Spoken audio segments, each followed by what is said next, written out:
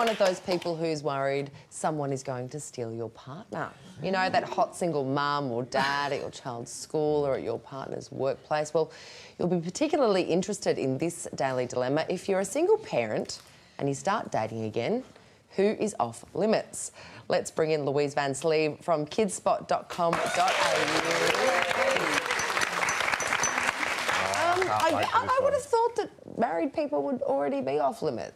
Well, I think we're not just talking about married people. I think we're talking about the single mums and dads out there. And is it okay to hook up with another single parent at the schoolyard? I think, you know, kids have got so much to contend with family breakdowns and, you know, the fallout from that perhaps, you know, hooking up with Johnny's dad and then having a few too many sleepovers and play dates may not be in the best interests of the kids. But where else would you be meeting people? I mean, isn't that the whole situation? It's the problem here. You know, you go to school, you see other parents who might be in the same boat as you.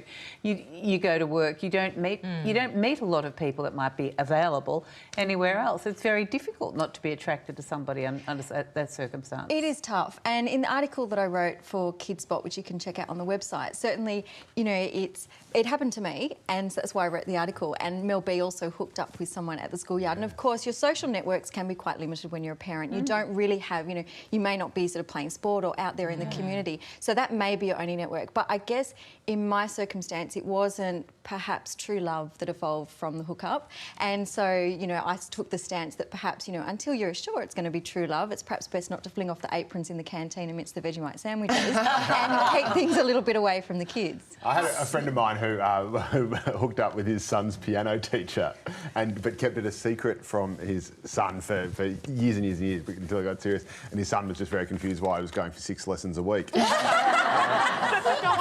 got very good at the piano, though. He was very good at the piano. I think he did the right thing, though. He kept boundaries until he knew it was serious. And I think this is what you're saying. Unless you know it's serious, give it 6 months, a year. A year's maybe too long. You know where you're at with that. Yeah. And keep that away from your children unless you know it's going down that track. Yeah. Of course, you know. And there's stories, some really bad stories of parents. Another girl that I work with at Kidspot, she was telling me that there was a particular dad and he dated every single mum in the schoolyard. And I do hear from the single dads that they have a single radar, and they kind of ladies talking to each other and going, "Don't go with that guy over there." Well, I don't know. Perhaps he was desired. You know, perhaps they were saying like, you know, go for it. I cranked to every one of my son's football matches, and I was single, and I never saw anyone worth picking up. Where do you find these people?